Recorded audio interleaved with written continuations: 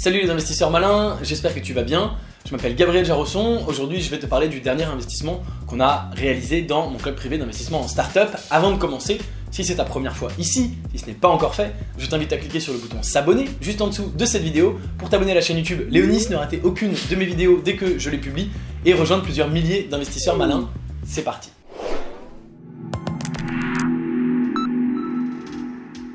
J'ai décidé de faire cette vidéo pour te montrer un petit peu ce qui se passait derrière le rideau, si je peux dire, parce que je me suis rendu compte que finalement je suis là toute la journée à faire le clown sur YouTube. Je plaisante bien sûr, mais finalement je te partage assez peu ce qui se passe en privé, ce que je fais au sein de mes clubs, et c'est normal, c'est des clubs privés, c'est fait exprès, donc je vais pas partager toutes les infos ouvertement, mais voilà, je voulais quand même rétablir un petit peu voilà ça et te dire ce qu'on faisait ces derniers temps. Et donc tu le sais, une de mes activités principales c'est d'animer mon club privé d'investissement en start-up où je déniche des start-up et je propose à tous les membres du club d'investir tous ensemble dans ces start-up. Là je voulais te parler d'une des dernières start-up dans lesquelles on a investi parce que c'est un projet assez chouette, on a eu la chance de pouvoir investir là-dedans et voilà, je voulais te partager l'info et que tu puisses vraiment voir concrètement c'est à quoi ça ressemblait un petit peu de l'intérieur. Donc on a investi dans une startup qui s'appelle Simplecast. C'est une startup qui est dans la Silicon Valley, donc déjà on a eu la chance de pouvoir investir dans la Silicon Valley ici tranquillement depuis la France, donc ça c'est plutôt pas mal, c'est plutôt une chance. Simplecast, c'est le leader mondial de l'hébergement de podcasts. Alors le podcast, tu connais, tu ne connais pas, d'ailleurs tu es peut-être en train de m'écouter sur un podcast, si tu regardes pas cette vidéo, tu sais qu'il y a également la version podcast de Léonis que tu peux écouter dans les transports quand t'as pas internet, etc. Le podcast est en train de complètement exploser, notamment en 2018 il y a eu 5 fois plus de podcasts créés qu'en 2017 et en 2017 il y en avait déjà eu 2 fois plus qu'en 2016, donc c'est en train de complètement exploser dans tous les domaines.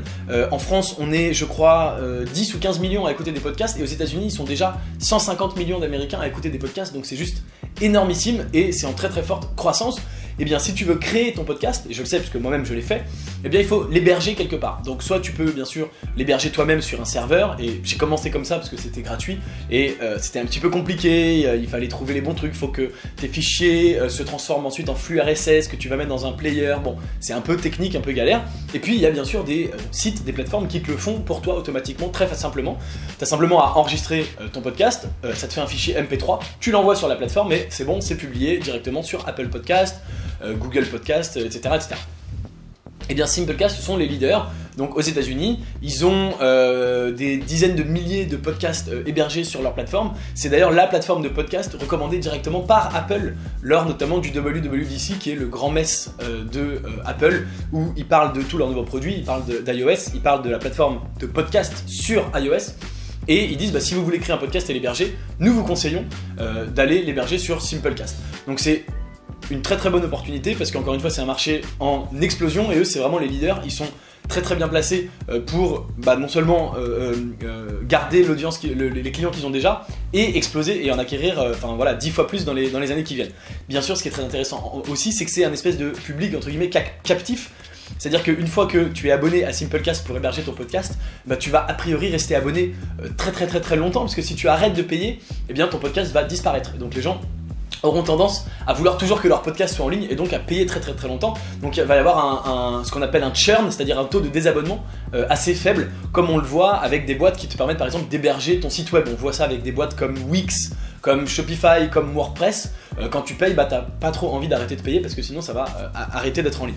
Donc c'est une boîte qui facture un abonnement mensuel, donc c'est du MRR et de l'ARR qui sont bien sûr moi j'aime beaucoup parce que c'est du revenu récurrent, c'est prévisible et prédictible.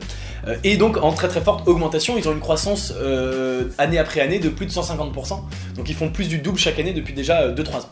Donc une startup absolument extraordinaire dans laquelle on a eu l'occasion d'investir. Il y a beaucoup de membres du club qui se sont positionnés et j'en suis bien sûr ravi. Si tu es membre du club et que tu me regardes, merci.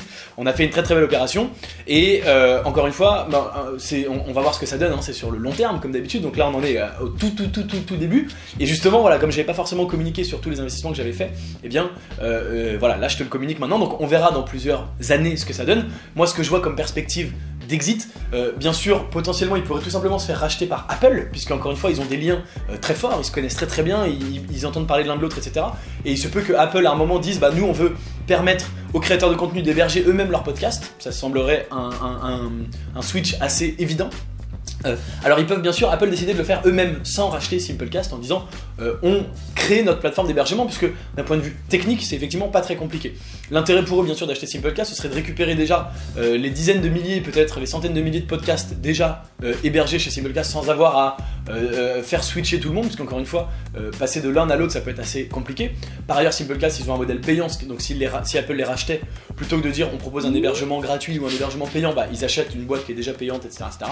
Et puis si Apple les rachète pas, si Apple se mettait à créer sa propre plateforme, comme je t'en parlais à l'instant, et bah justement, ça pourrait être intéressant pour un concurrent d'Apple de les racheter, pour justement venir un petit peu contrebalancer. Je pense notamment bien sûr à Google, entre autres, et Google sont aussi assez férus de podcast, moins qu'Apple, hein, c'est vraiment Apple qui porte le podcast, mais chez Google, il y a beaucoup de choses sur le podcast, évidemment. Ça, ce sont deux possibilités, mais on a bien sûr un nombre illimité de boîtes de médias. Il y a bien sûr Microsoft qui peut se positionner, etc. etc. Donc, encore une fois, comme ils sont au cœur de la Silicon Valley, qui connaissent tous ces gens-là, il y a aussi un côté intéressant, un potentiel qui se... Voilà. Donc, je voulais te raconter tout ça pour voilà, te tenir au courant, te dire surtout que si tu veux faire ce genre d'investissement à l'avenir, si ce genre d'investissement t'intéresse, et encore une fois, moi je suis vraiment content d'avoir fait cet investissement-là parce que j'y crois énormément et je pense vraiment qu'il y a un très très gros potentiel, et bien si tu veux faire ce genre d'investissement, bien n'hésite pas, il te suffit tout simplement de rejoindre le club privé d'investissement en startup. Le lien est dans la description de cette vidéo, tu rejoins le club, il faut bien sûr qu'on ait un échange téléphonique au préalable pour que je te le présente et que tu vois comment ça se passe, etc. Mais tu es bien sûr le bienvenu et on fait ce genre d'investissement. Alors ils sont pas tous dans la Silicon Valley, il y en a aussi en France, mais qui sont bien sûr tout aussi intéressants et de plus en plus dans la Silicon Valley, puisque j'ai un certain nombre d'ouvertures maintenant là-bas et voilà, je vais essayer bien sûr d'apporter ça comme valeur ajoutée aux membres du club. Voilà, c'est tout pour cette vidéo. Dis-moi en commentaire ce que tu penses de Simplecast. Est-ce que c'est une boîte dans laquelle tu aurais investi, dans laquelle tu aurais aimé investir, peut-être une boîte dans laquelle tu veux investir à l'avenir, pourquoi pas. Dis-moi ça en commentaire, et puis bien sûr si t'es arrivé jusqu'ici, bah, je pense que c'est le moment de s'abonner à la chaîne Léonie si c'est toujours pas fait, et surtout c'est le moment de me mettre un petit like, et à nouveau si c'est toujours pas fait, c'est le moment d'activer la petite cloche à côté du bouton s'abonner pour recevoir une notification dès que je publie une vidéo. Si tu veux donc en savoir plus sur le club privé d'investissement en startup, le lien est dans la description. De mon côté je te dis à très bientôt pour une prochaine vidéo, et en attendant la prochaine, tu peux regarder une autre vidéo de moi juste au-dessus de ma tête. Ciao.